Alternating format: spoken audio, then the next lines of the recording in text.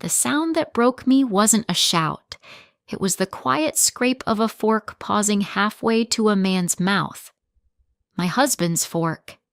The air in our dining room, usually thick with the scent of roasted chicken and rosemary, suddenly went thin and sharp, like the moments after a window shatters.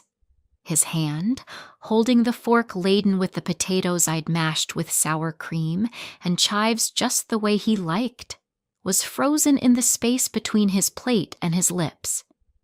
His eyes weren't on me, but on the invisible horizon where his grand future was always cresting. The wine glass in my hand was still warm from my hold. The silence hummed, pregnant with the word he'd just dropped into the space between us. A word that landed not with a crash, but with the small, dense, final thud of a dropped coin on a marble floor. Baggage. He had said it so casually, a strategic observation offered between bites of a meal I had planned, shopped for, and cooked. The word hung there, small and ugly and absolute, and in that moment, the entire architecture of our 8-year marriage dissolved. It did not explode. It simply ceased to be structurally sound. My name is Yvette. I am 35 years old. Marcus, my husband, was 39. We had been together for a decade, married for 8. Long enough to build a life, or so I had thought. Long enough for love to feel less like a grand design and more like infrastructure. The plumbing and wiring and load-bearing walls you take for granted until they fail. I build systems for a living. I am the founder of a financial technology company that helps people understand the hidden systems governing their lives. Credit scores, debt-to-income ratios, the invisible architecture of money. My entire professional life is about making the complex legible, about finding the signal in the noise. And for 8 years, I had been living in the noise, willfully ignoring the most critical signal of all. The slow, steady erosion of my own value in my own home. I had been treating my marriage as a protected asset, a blue-chip stock that was too big to fail. I had failed to perform my own due diligence on the one investment that was supposed to be my safest. The conversation had started, as it always did, with his dream. Not ours. His. He was on the cusp of his 3rd startup, a platform that promised to revolutionize the gig economy for creatives. The first 2 had been expensive, protracted failures, postmortems I had personally financed. This one, he insisted, was different. He was pitching a new round of angel investors next week, and he was practicing his pitch on me, the ever-present, ever-patient audience of one. He was electric, pacing the length of the Persian rug I'd bought with my first significant bonus. His hands carved the air as he spoke of valuations, user acquisition costs, and total addressable markets. I listened, nodding, offering the occasional, "That's a strong point," or, "Have you thought about the regulatory hurdles there?" I was his sounding board, his focus group, his in-house counsel, and, though we never named it, his primary funder. The key, he said, pausing to finally sit down at the table, is presenting a clean, unencumbered front. These guys, they're sharks. They smell blood, they smell desperation, they smell baggage, and they're out. I refilled his wine glass. "Your numbers are solid for this stage," I said. "The prototype is functional. You have a clear path to monetization. You're not desperate." He took a large gulp of the Cabernet. He looked at me, but his gaze seemed to pass right through me, fixing on the wall behind my head. He was seeing the pitch deck in his mind, the room full of men in expensive suits he so desperately wanted to be. "It's not just the company," he said, his voice dropping into that confidential, conspiratorial tone he used when he was about to say something he thought was brilliant. "It's the founder, the narrative. They invest in the story as much as the product." He leaned forward, the picture of earnestness. Every founder needs a clean balance sheet and your financial baggage. There it was. He said it. And then he picked up his fork. The silence that followed was a physical presence.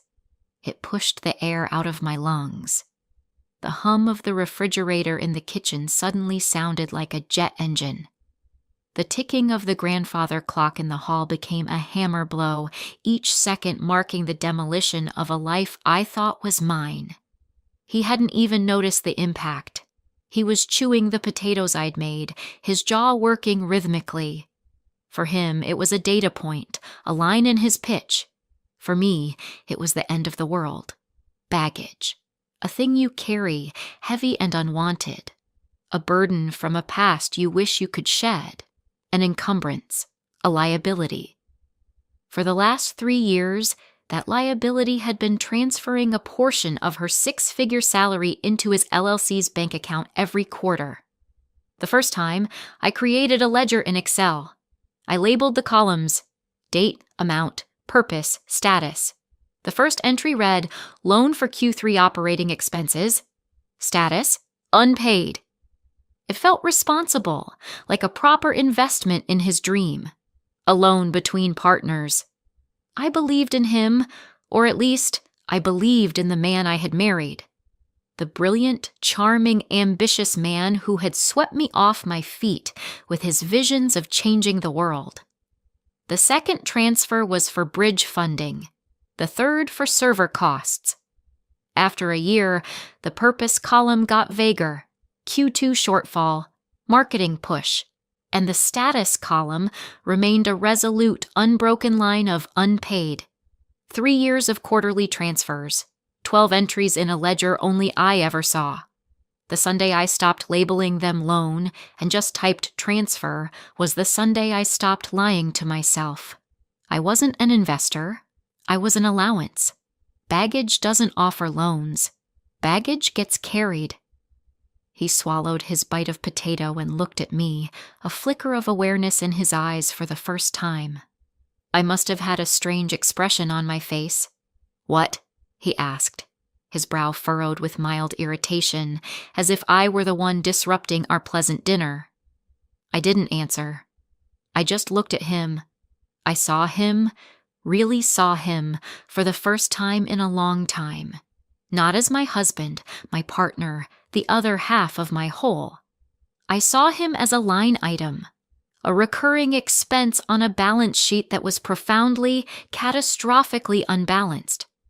The archaeology of disrespect is a quiet excavation. You don't realize you're digging until your hands are raw and you're surrounded by the artifacts of your own diminishment. It happens in layers, each one seemingly insignificant on its own, but which, when uncovered, reveal a pattern of subsidence. The ground beneath your feet, which you thought was solid rock, has been slowly turning to sand. The first layer was the money. It started small. "Babe, can you get this? I'll get you back." He never did. Then it was bigger. His first startup, a bespoke menswear subscription box, failed after 18 months, leaving behind a mountain of unsold silk ties and a sizable debt to a fabric supplier in Italy. I paid it. I told myself it was what partners do. We absorb the blows for each other. We are a safety net for each other's falls. Then came the second startup, a ridiculously complex app for cataloging rare sneakers. That was when the quarterly transfers began. I remember the first time he asked. We were in bed on a Sunday morning, the light filtering through the blinds. He was tracing patterns on my arm, his voice soft and hopeful. "Babe, just float me one more quarter. I'm close," he'd said. "I can feel it. This is the one." I felt a prickle of unease, a small, quiet voice in the back of my mind that sounded a lot like my company's risk assessor. But his hand was warm on my skin, and his eyes were full of a desperate, pleading hope that I couldn't bring myself to extinguish. So I said yes. I logged into my bank account, the one my salary was deposited into, the one that paid our mortgage and our utilities and our groceries, and I made the transfer. I told myself it was an act of love, an act of faith. The second artifact was his health insurance. When he'd left his corporate job to become a full-time visionary, he'd gone on to my plan.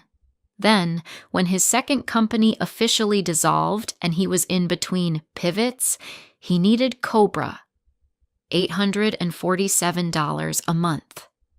It was automatically debited from my primary checking account. For 2 years, through one failed venture and one 6-month sabbatical, where he deconstructed the nature of modern work by playing a lot of video games, I paid it. I mentioned it once. We were going over our budget, a task I performed alone every month while he ideated. Marcus, the Cobra premium is a significant expense, I said gently. We need to factor it in. He looked up from his laptop, his face a mask of wounded pride. Are you keeping score, Yvette? Is that what this is? You're holding the fact that I'm building our future against me? I recoiled as if struck. The accusation was so unfair, so expertly designed to make me the villain, the small-minded accountant to his grand visionary. I felt a hot flush of shame. He was right. Was I keeping score? Was I reducing our partnership to a transaction? I dropped the subject. I never brought it up again. And the $847 continued to leave my account on the 15th of every month. I kept paying. I stopped keeping score. I just started absorbing the cost. The most painful artifact I unearthed in the silence of that dining room was a more recent memory. It was from 6 months ago, the night my own company closed its Series A funding round. It was a multi-million-dollar deal that valued the company I had built from scratch, from an idea sketched on a napkin, at a staggering figure. It was the culmination of 2 years of sleepless nights, of pitching and coding and hiring and firing and believing in something so hard it became real. The final papers came through at 11 o'clock at night. I was at the kitchen island, pages spread across the cool granite, a special pen in my hand that our lawyers had sent for the occasion. I was vibrating with a mixture of terror and elation. This was it. The moment my life changed. Marcus walked through the kitchen on his way to the bedroom. He glanced down at the sea of legal documents. "What's all this?" he asked, his attention already drifting toward the hallway. "We closed," I whispered, my voice choked with emotion. "The Series A. We closed it." "Oh. Cool," he said. He opened the junk drawer, rummaged through it. "Have you seen my phone charger? The long one?" I stared at him. My world had just cracked open, revealing a future brighter than I had ever dared to imagine, and he was looking for a phone charger. "No," I said, my voice flat. "I haven't seen it." "Huh," he grunted, and walked out of the room. I sat there, alone at my kitchen island, under the warm glow of the pendant lights. I looked at the signature page, at the line waiting for my name. Yvette Dubois, founder and CEO. I picked up the pen and signed. The ink was a deep, satisfying black. I signed alone. I had celebrated alone. He had not offered a word of congratulations, not a hug, not a glass of champagne. He had needed a charger. His dismissal of my success was a constant, subtle theme. He framed it as a difference in philosophy. "You don't really get the founder mindset. It's different," he would say, whenever I offered a piece of hard-won advice from my own journey. I had built a profitable company with 100 employees. He had built 2 LLCs that existed primarily as a drain on my savings account. But somehow, his mindset was the authentic one, the pure, unadulterated vision of a true creator, Mine was a compromised corporate version, tainted by things like profitability and paying employees on time. He called my work my hobby. He called my employees my little friends. He patted my head, literally patted my head, when I told him we'd been featured in a tech journal. "That's nice, honey," he'd said. "Just don't let it distract you from the important things." The important things. I looked at him across the dinner table, this man who was my husband. He had finished his potatoes and was now moving on to the chicken. He carved a piece with surgical precision. He had no idea he was sitting across from a stranger. He had no idea that the woman he thought was his wife had just packed her bags and left, her heart a cold, hard stone in her chest. He was having dinner with a ghost. My rage, when it finally came, was not hot. It was cold. It was a quiet, clarifying, diamond-hard certainty that settled in my bones. It was the calm of a system that has finally, after years of running on emergency power and buggy code, been rebooted. All the conflicting processes, the emotional malware, the background apps of hope and denial draining my resources, they were all gone. There was only one directive left in the queue: exit. "You're right," I said. The sound of my voice made him look up. He blinked, surprised that I was speaking. "I am baggage," I continued, my voice even and low. I set my wine glass down on the table, the base making a soft, definitive click against the wood. "A liability, an asset that has been depreciating for years, which you have failed to properly account for." He stared at me, his mouth slightly agape. A piece of chicken was still on his fork. "What are you talking about? I was talking strategy. You took it personal again." This was his favorite defense. To frame my feelings as a personal failing, an emotional overreaction to his cold, hard logic.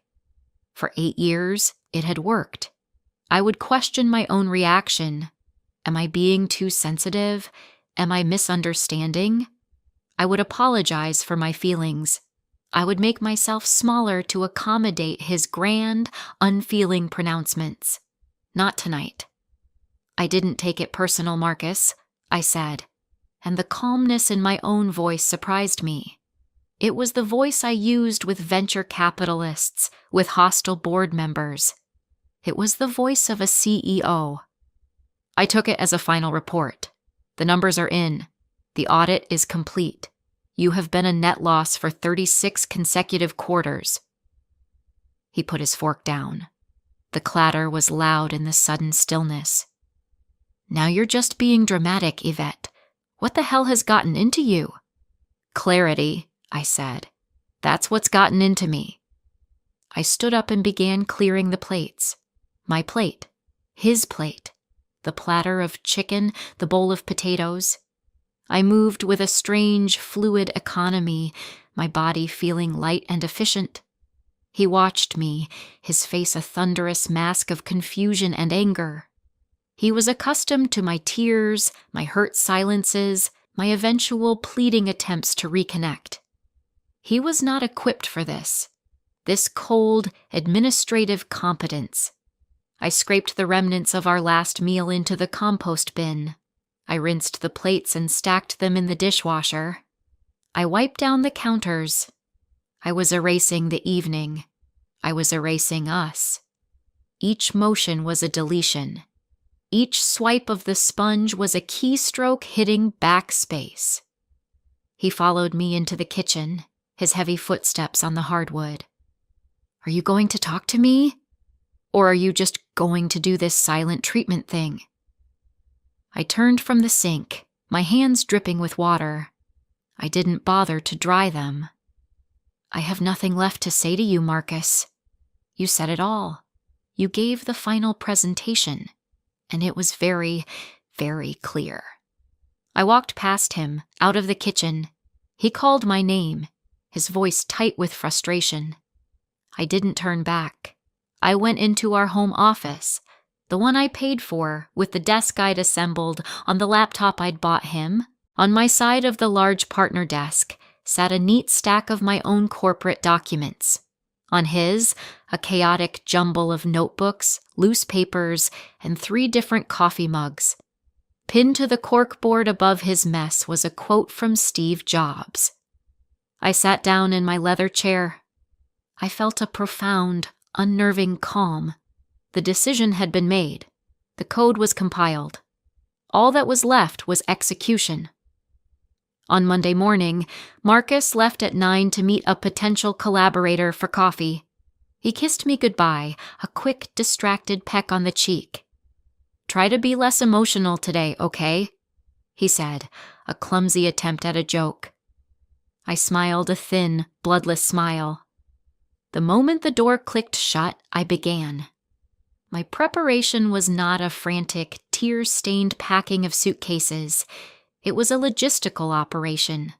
I was a founder executing a pivot, and the product I was divesting from was my marriage. I pulled out my laptop and created a new project board in the software I used for my own company. I named it Exit. The first card was Secure Housing. I didn't search for apartments.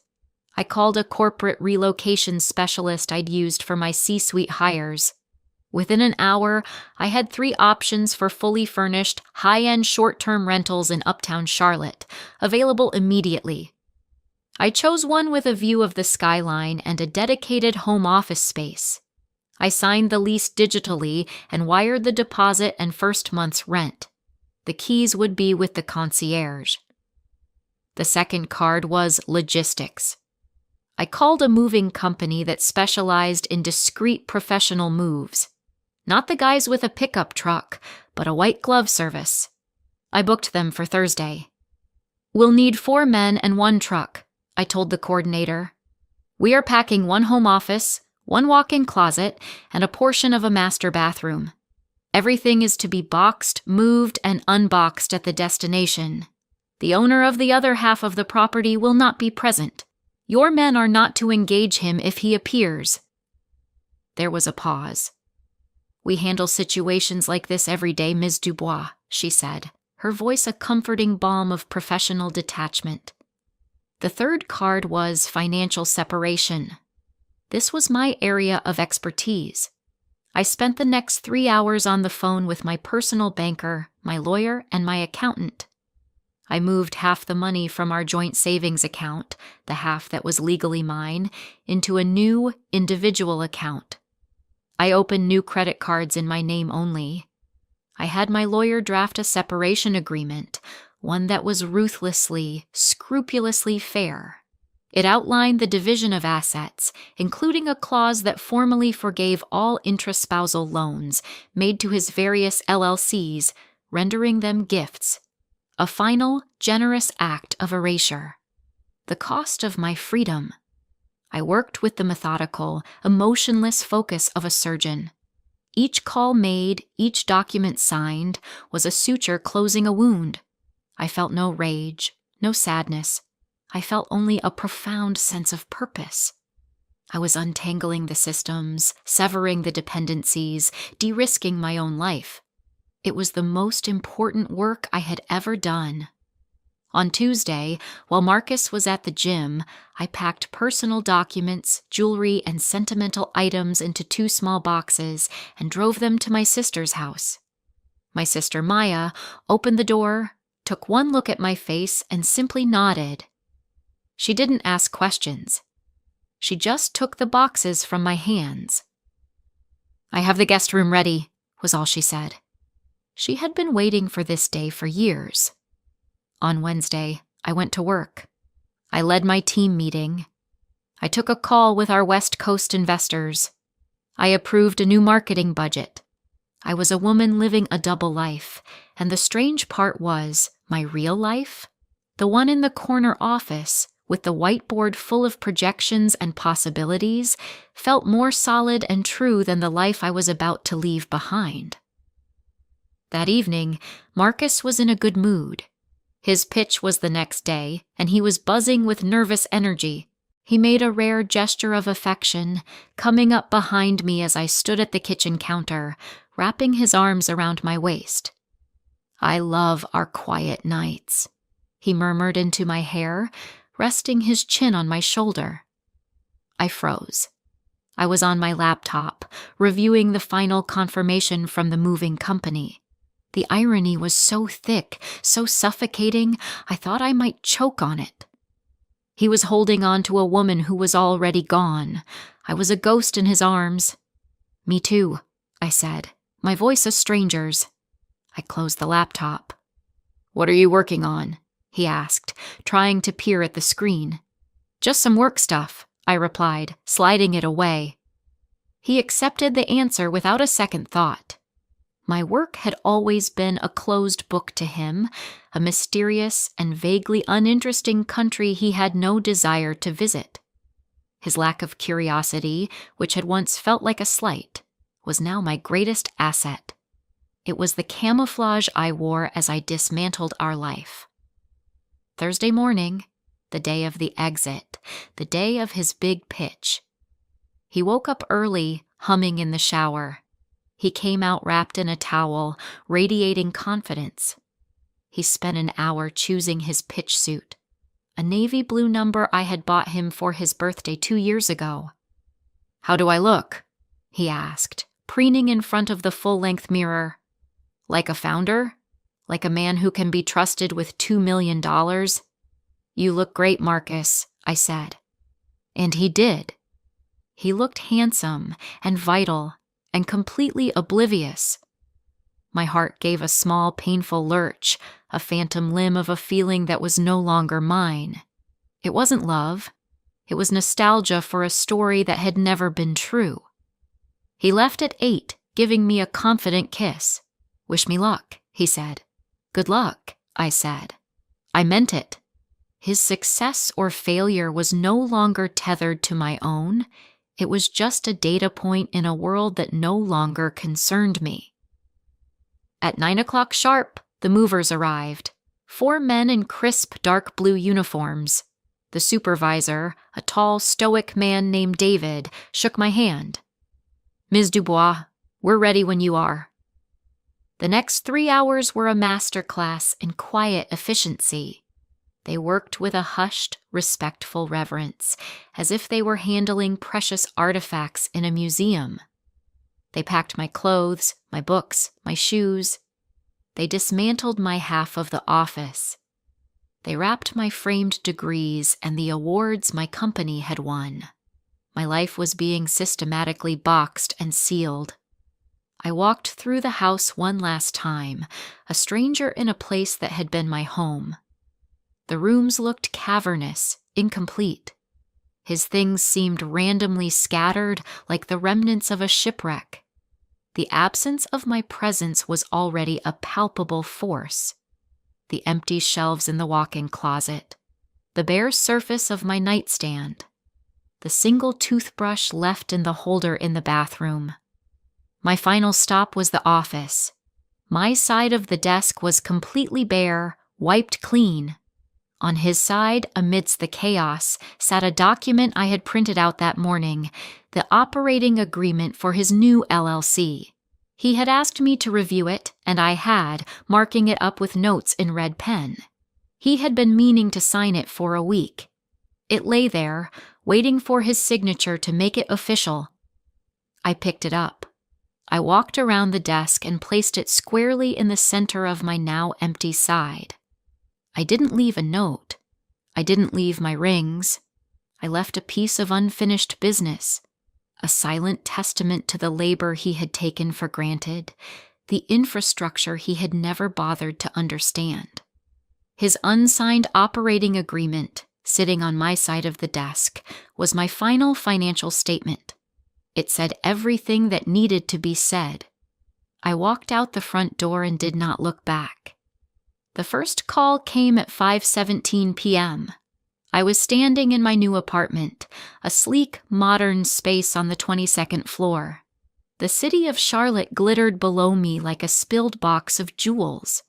The movers were gone, having unpacked everything with terrifying precision. My clothes were already hanging in the closet. My books were on the shelves. It looked as if I had lived there for years. I was drinking a glass of champagne, a bottle the relocation specialist had left for me, when my phone buzzed. Marcus' husband. I let it go to voicemail. The second call came at 5:19 p.m. I watched his name flash on the screen. I took a sip of champagne. It was crisp and cold and perfect. The third call at 5:20 p.m. was followed by a rapid-fire succession of texts. Where are you? Your closet is empty. What the hell is going on, Yvette? Is this some kind of joke? Pick up your phone. I put my phone on silent and placed it face down on the marble countertop. The silence in the apartment was beautiful. It was not an empty silence. It was a rich, full silence, brimming with possibility. It was the sound of my own thoughts. I hadn't realized how loud he was, how much of my mental bandwidth had been dedicated to managing his moods, his needs, his dreams. The quiet was a luxury. An hour later, the phone buzzed again. A new number. I almost didn't answer, but my curiosity got the better of me. Hello? Yvette, it's Kevin. What's going on? Marcus is a mess. He said you just left? Kevin was their mutual friend, a man who always seemed to be on Marcus's side, nodding along to his rants about the injustices of the venture capital world. He was the first ally Marcus had recruited. I moved out, Kevin, I said, my voice calm. Moved out? Just like that? He said his pitch went great. He was on top of the world and he came home to this. He's freaking out. You guys should just talk. We have nothing to talk about. Come on, Yvette. Every marriage has its ups and downs. You can't just throw 8 years away over a fight. It wasn't a fight, Kevin. It was a business decision. I hung up before he could respond. The next stage was negotiation. It came via a long, rambling email at 2 a.m. The subject line was, "I'm so sorry." It was a masterpiece of false remorse. He was sorry I was so upset. He was sorry I had misinterpreted his comment. He loved me. He was nothing without me. He admitted, in a stunning moment of what he probably thought was vulnerability, that he was scared. How could he build his company without my support? Then came the offer. Let's talk about the money, he wrote. I know I've been leaning on you. I've been a fool. Let's make it official. I'll give you equity, a real stake in the company, 10%, for everything you've done, for everything you'll continue to do. I laughed. A real, actual laugh. 10%. He was offering me a piece of a company that had no revenue, no product market fit, and no assets beyond his own inflated sense of self-worth. He was offering me 10% of nothing in exchange for my entire life. The offer had only arrived after he had lost access to the original, far more generous terms. 100% of me, for free. I drafted a reply. No, thank you. I deleted it. Silence was a more powerful answer. The final stage came 2 days later in a phone call I finally decided to take. I was in my new home office, looking out at the city, when he called. I answered on the first ring. Hello, Marcus. Yvette, he breathed, his voice thick with a desperate, ragged emotion. Thank God. I've been going out of my mind. I'm fine, I said. Fine? You're fine? I come home and my wife is gone. Half the house is empty. There's a legal document on your desk. And you're fine? Yes, I said. I am. There was a long pause. I could hear him breathing, a shaky, uneven sound. This was it, the raw vulnerability. The moment his carefully constructed defenses crumbled, revealing the scared, confused man underneath. I don't understand, he said, and his voice broke. It was a sound I had heard before, a sound that had always been my undoing. It was the sound of a little boy lost in the woods. I said one stupid thing. One thing, and you blow up our entire life. It wasn't one thing, Marcus. It was the last thing. But I didn't mean it, he cried, his voice rising in desperation. I didn't mean you baggage. I meant the concept, the idea of it. You're twisting it. You're taking it personal again. And there it was, the final, devastating revelation. Even in his most broken, vulnerable state, he could not see it. He could not see me. He still saw a concept, an idea, a strategic problem. He saw his narrative, and I was a troublesome footnote he was trying to edit. My pain was an inconvenience, a misinterpretation, a failure on my part to understand his brilliant, abstract point. I closed my eyes. The last ember of feeling I had for him, a tiny pitying warmth, flickered and went out. There was nothing left but cold ash. You're right, I said, my voice soft. It was a conceptual problem. I took a breath, and I solved it. I hung up the phone. I blocked his number. I blocked Kevin's number. I forwarded his emails to a folder my lawyer could review. The escalation was over. The system was finally, blessedly, quiet. The 6 months that followed were an exercise in rebuilding, not from the ground up, but from the inside out. My company, which I renamed Amina Financial, Amina, meaning trustworthy, honest, and faithful, was thriving. Freed from the constant, low-level drain of my husband's emotional and financial needs, I had a sudden surplus of energy. I poured all of it into my work. We launched a new product, a tool that helped gig economy workers manage their chaotic finances, a problem I now understood on a cellular level. It took off. We were written up in tech blogs, then in mainstream financial news. I worked 16-hour days, but they were my hours, building my dream. The exhaustion was clean, productive, satisfying. It was the good kind of tired. The kind that comes from building something, not from holding something up that is determined to fall. My new life was quiet. I woke at 5 every morning, made coffee, and sat in my window seat, watching the sun rise over the city. The sky would turn from inky black to bruised purple to a brilliant, hopeful orange. In the stillness of those mornings, I found myself again. I read books, I listened to podcasts, I sketched out new ideas for the company on a legal pad. I was not lonely, I was alone. There is a world of difference between the two. Loneliness is a lack. Aloneness is a presence, the presence of yourself. I saw a therapist. I reconnected with friends I had let drift away. I learned to cook for one and discovered a love for simple, elegant meals that didn't require an audience. My life became a curated collection of things that brought me peace, joy, and a sense of purpose. The Forbes article came out of nowhere. A journalist had been following our company's growth, and she wanted to do a feature, not just on the company, but on me, the woman behind the code. I was hesitant at first. My instinct was to stay private, to keep my head down and do the work. But my head of marketing, a brilliant woman named Sarah, convinced me. Your story is the company's story, she said. People don't just buy products, they buy narratives, and you, Yvette, are a hell of a narrative. The photo shoot was surreal.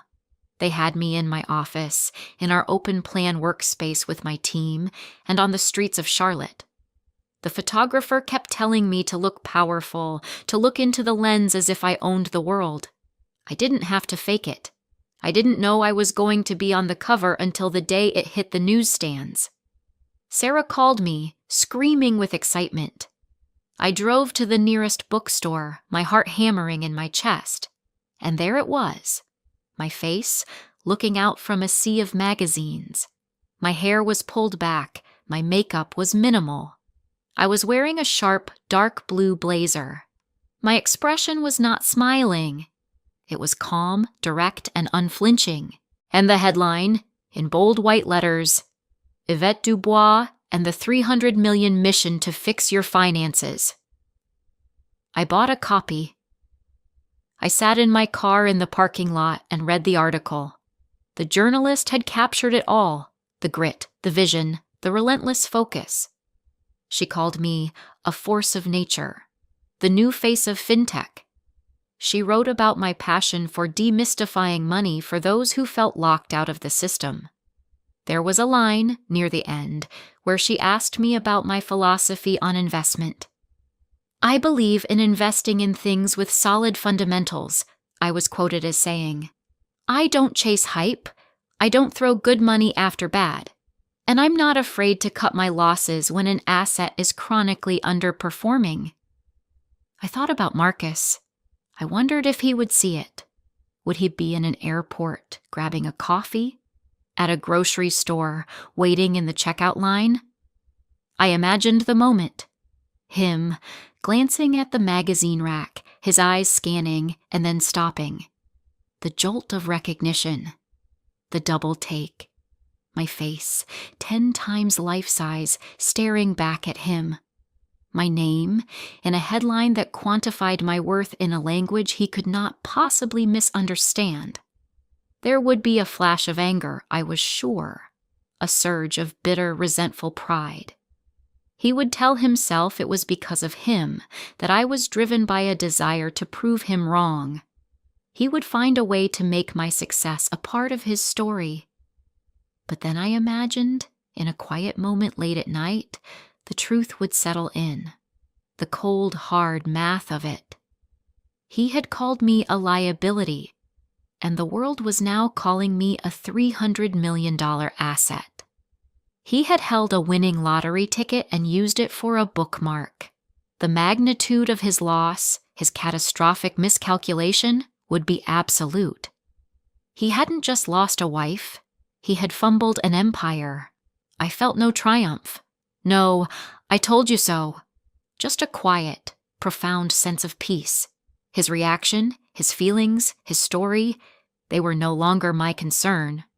My face on the cover of that magazine wasn't a message to him. It was a message to me. A confirmation, a closing statement on a life I had left behind, and an opening prospectus for the one I was just beginning to build. In the language of finance, which is the only language Marcus ever truly understood, a balance sheet must balance. Assets on one side, liabilities and equity on the other. For years, I viewed my marriage as an asset, a solid foundational part of my net worth. I poured my own equity, my time, my money, my love, into it, believing I was shoring up its value. What I failed to understand is that some assets are toxic. They look solid on the books, but they are slowly poisoning everything around them. My marriage was a toxic asset, secured by the invisible, unpaid labor of my own self-worth. Every time I paid his bills, I was devaluing myself. Every time I swallowed his casual dismissals, I was writing down my own stock. I was the CEO, CFO, and sole investor in a company of 2, and I was running it into the ground by refusing to acknowledge that my partner was a liability. The word baggage was not a cruelty. It was a diagnosis. He saw, in a moment of selfish, strategic clarity, what I had been refusing to see for years. I was weight. I was history. I was a set of obligations he did not want to carry into the bright, unencumbered future he envisioned for himself. The irony, the one he will never be able to grasp, is that the baggage wasn't me. It was him. I was the one carrying it all. To leave was not an act of anger. It was an act of accounting. It was a correction, a rebalancing of the books. I had to write him off as a bad debt, a sunk cost, in order to free up the capital to invest in myself. Love should not be a liability. It should not be a debt that one person pays and the other accrues. It is meant to be equity. a shared stake in a joint enterprise, where the success of one is the success of both, a partnership where both parties are actively investing, both are seeing returns, both are adding value. The moment one person becomes the infrastructure and the other becomes the permanent resident, the balance sheet is broken. The system is no longer sustainable. I still wake up at 5. I still drink my coffee and watch the sun rise over Charlotte. Some mornings, I think of him, a fleeting, dispassionate thought, like remembering a company I used to follow. I hope he is well. I hope he got his funding. I hope he is happy. His success or failure has no bearing on my own. My books are balanced. My portfolio is diversified, and my own value is no longer up for debate. I am an asset, and my returns are finally my own. If you enjoyed this story, please like, comment, and share this video with your friends. Subscribe and turn on the notification bell so you never miss a powerful story drop.